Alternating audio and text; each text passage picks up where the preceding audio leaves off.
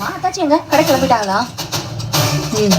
ஆமா, நானும் போக வேண்டாம் தான் சொன்னேன். அவங்க கேட்கவே மாட்டேங்கிறாங்க. அதான் நீங்க சொல்றதெல்லாம் கேட்கறதுக்கு அரசு இருக்காளே, போதாதா? வீட்டுல இருக்கிற எல்லாருமே நீங்க சொல்றதை கேட்கணுமா? நீ என்ன சொல்ற? பண்றதெல்லாம் பண்ணிட்டு எப்படிங்க எப்படி உங்களால எதுவுமே தெரியாத மாதிரி நடிக்க முடியுது? நான் என்ன பண்ணேன்? நேத்து காலையில நாங்க எல்லாரும் அரசியை காணும்னு பதறிட்டு இருந்தோம்.